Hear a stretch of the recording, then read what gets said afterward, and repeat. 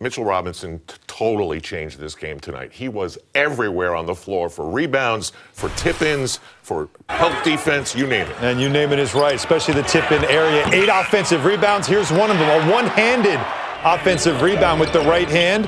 And you mentioned Alonzo Trier getting to the foul line because he can do this. He gets in the paint, and he can score. Very difficult to stop, and he had it going on. That made it 198. Here's the play.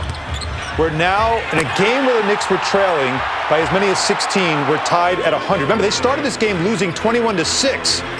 Now here's, of course, the moment. King Henry. Big shot. From 3.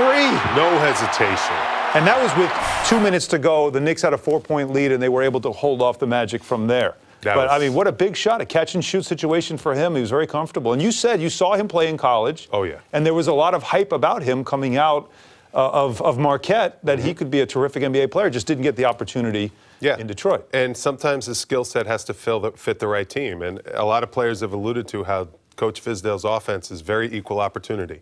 He moves the ball. He lets you take shots. He doesn't get mad at you when you miss a few shots. He wants you to stay confident and pull the trigger and be ready to be confident in the shot you take. And there was no better example than that last shot. This is a guy that's only been on the floor, like, what, twice for the Knicks. He's on a 10-day contract. In a big moment, he just didn't even think. He just used his instincts. He reacted. He knew he was a shooter. He caught it, turned and fired, bam. Big shot. That's what you got to do. And when you do that, that means you're comfortable in the offense you're playing in, and that means you're comfortable with your teammates out there on the floor. And that unit in the fourth quarter, I mean, it's unbelievable. They haven't spent much time together, but they look very comfortable playing together. A day after telling Rebecca Harlow he thinks he's good for 6 blocks a game. You know how many blocks Mitchell Robinson got? 6.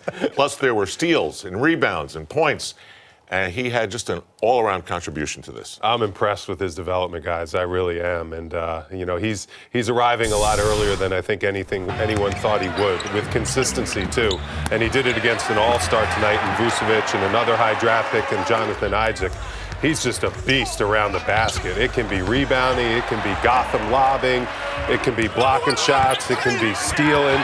I mean, look at the smarts. Look at the flexing. He's really starting to understand spacing. He's starting to not be careless with his fouls. Look at this. How about this sequence? He blocked Gordon on a 3. Gordon gets it back, tries to drive on. He blocks it again. And how about Ellenson dropping some Gotham lobs, getting in on the action?